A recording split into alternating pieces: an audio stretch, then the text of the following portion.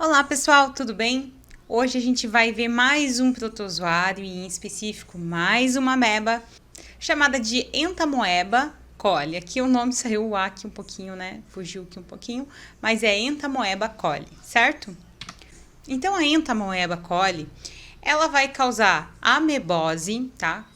Ela vai viver aí, coabitar aí com a gente na cavidade intestinal, vai ter a sua contaminação via de transmissão, né, oral, através da ingestão, né, desses cistos que vão estar presentes nos alimentos e bebidas.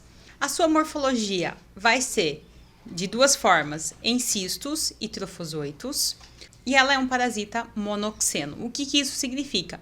Que ela vai infectar, né, apenas um hospedeiro e vai ter ali toda a sua reprodução, toda a sua vida, o seu ciclo, apenas naquele hospedeiro. Ela não precisa de um ciclo evolutivo, por exemplo, como nós vimos na aula passada, né, da ameba ali precisando entrar no molusco para ter o seu ciclo larval, para conseguir chegar até um vegetal e assim encontrar um hospedeiro, né, definitivo. Aqui não, a gente vai ter apenas um hospedeiro.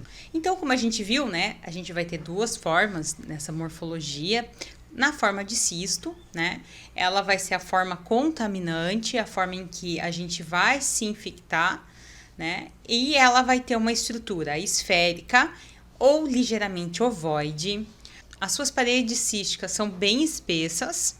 Ela tem ausência de vacúolo citoplasmático e ela vai ter em torno aí de 1 a 8 núcleos no seu interior. Vai ter cariossomo irregular e excêntrico, presença dessa reserva de glicogênio, tá? Isso nos cistos imaturos a gente vê essa presença, tá? Já nos maduros, não. A presença de corpos cromatoides finos. Então, trouxe aqui a imagem para a gente ver, né? Do cisto, ele é bem esférico, né, ou pode ser um pouco mais ovoide. Ele tem, né, o cariossomo excêntrico e vai ter ali, né, em torno de 1 a 8 núcleos, né, nesse interior desse cisto. Aqui a gente tem, então, o cisto imaturo, né, que eu falei, né, que ainda não está totalmente formado, com a presença do vacúolo de glicogênio, tá? Eles vão ter um diâmetro aí de 15 a 20 micômetros. E aqui já é um cisto maduro, né? Que a gente consegue ver aqui que é um pouco mais ovoide, né? Tem ali os 4 núcleos.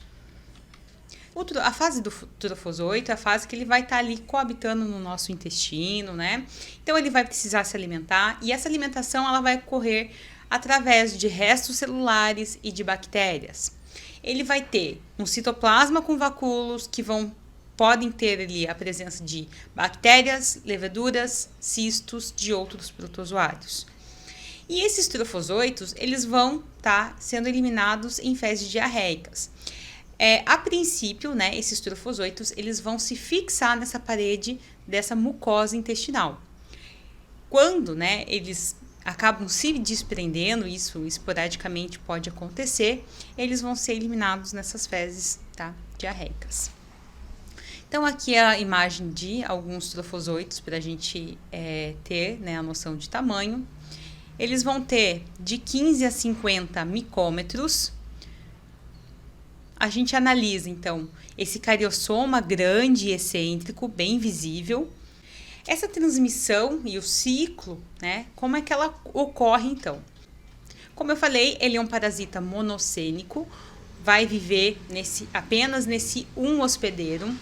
E tudo isso vai começar quando esse, né, indivíduo vai ingerir algum alimento ou algum líquido, né, alguma bebida, principalmente aí água, né, contaminada com esses cistos maduros. No caso dos cistos imaturos, já não são contamináveis, ainda não estão na fase de contaminação, certo? Então eles vão passar pelo nosso estômago, vão chegar até o nosso intestino grosso e é ali, tá, que a gente vai ter um desencestamento, ou seja, ele vai se tornar em metacistos. Esses metacistos vão ter divisões nucleares que vão originar aí de 4 a 8 trofozoitos. Isso em apenas um cisto maduro. Esses trofozoitos vão ser chamados de trofozoitos metacísticos. que vão se aderir nessa mucosa intestinal e vão ali viver em uma transição aí conosco comensal, certo? Se alimentando de detritos de bactérias e restos celulares.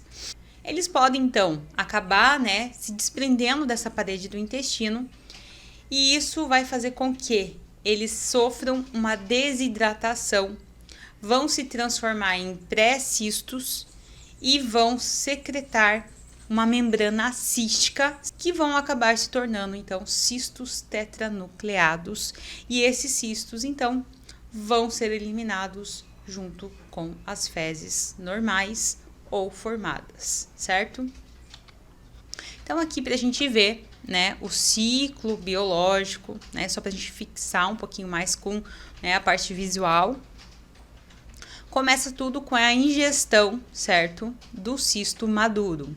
Então, o homem ingeriu, chegou até o estômago, ele vai até o intestino grosso, né, onde vai ter todo aquele processo, né, vai, então, ser eliminado, então, ali os cistos, né, imaturos, até ter a sua fase de maturação e vão, né, infectar aí um novo, né, hospedeiro com esse cisto maduro.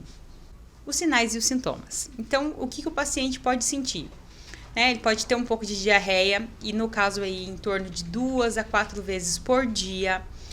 Fezes, elas vão apresentar uma textura aí pastosa ou mole.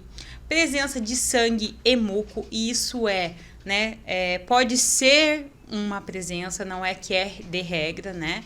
O paciente pode apresentar essas circunstâncias. Também alguns podem ter cólicas, outros só desconforto abdominal e raramente, tá? Esse paciente vai ter febre, mas ela também é possível, tá? Ser aí um dos sintomas, né, da presença aí desse parasita. Para a gente conseguir, então, diagnosticar a presença, né, dessa ameba aí no nosso organismo, a gente vai conseguir determinar, tá, a identificação de trofozoitos e cistos. Primeiro, a gente faz a análise macroscópica do aspecto e consistência dessas fezes, né? Se ela veio diarreica, se ela veio, né, pastosa, se teve muco, se teve sangue. Se essas fezes estiver ali diarreica, a gente tem que ter essa coleta com conservante. E nessas fezes diarreicas a gente vai ter a presença, então, né, de conseguir identificar esse trofozoitos. Nas fezes formadas, a gente vai encontrar, então, a presença dos cistos. Para o diagnóstico, a gente vai utilizar, então, as técnicas. Para trofozoito, a gente pode usar o método direto a fresco, né, que a gente já aprendeu, e hematoxilina férrica. E para fezes formadas, a gente vai utilizar, tá? Para determinar aí a presença dos cistos, a gente pode utilizar as formas, as técnicas de flutuação. No caso aqui, a gente pode utilizar, tá? Tanto o método de Faust, que é o método centrífugo flutuação, e o método de Willis, que é essa flutuação espontânea desses ovos mais levinhos. A profilaxia, ou seja, a forma da gente prevenir, né, essa condição aí, né, de aderir, de ingerir essa ameba, é pela educação sanitária, né, os hábitos de higiene, lavar sempre bem as mãos, principalmente após o uso do banheiro, saber, né, aonde defecar, sempre em locais aí com tratamento, saneamento ambiental, né, como tratamento de água. Se a pessoa não, né, mora num local que não tem tratamento de água, tem que estar fervendo a água, né? Então, tratamento de esgoto, a gente sabe que, infelizmente, no nosso país, nem todas as cidades têm o tratamento de esgoto, né? E isso é bem, bem triste mesmo, porque as situações aí de ter contaminação, não só com a ameba, mas com outras situações, é bem maior. Então, nesses locais, o cuidado, né, com a higiene tem que ser um pouco mais, assim, cuidadosa do que nos locais, né? Lógico, o cuidado sempre tem que ter, mas tem que ser um pouco mais justamente por a gente não ter esse tratamento de esgoto. E, né, identificação e tratamento da fonte de infecção, né? Então, por exemplo, se eu tenho alguém na minha casa infectado, né, ou eu estou infectado, Se eu não tenho ali os cuidados necessários, eu acabo infectando também o resto da família, né? Com a higiene aí, a falta de higiene pode, né, infectar aí os outros companheiros. Então, tem que estar identificando quem, né, que está ali transmitindo ali para os demais da família, todo mundo iniciar o tratamento. O tratamento, ele vai ser através do uso de amebicidas, que vão atuar aí na luz intestinal e nos tecidos. Amebicidas da luz intestinal vão ser compostos insolúveis em água que não são absorvidos pela nossa mucosa intestinal, então elas vão destruir esse trofozoito, né? Mas o problema é que ela não tem ação sobre os cistos, só sobre os trofozoitos. E faz um tratamento aí de 5 a 10 dias, certo? No tratamento tecidual, ele vai ser absorvido pela mucosa intestinal, vai ter uma rápida absorção e isso vai fazer com que se utilize aí, né, amebicidas para a luz intestinal para, né, agora remover todo o tratamento aí. E utilizado então o metronidazol, certo? Então, pessoal, essa foi nossa aula de hoje. Mais uma ameba aí para a gente estar estudando e conhecendo o tratamento, como identificar. Qualquer dúvida, deixa aqui nos comentários. Até breve!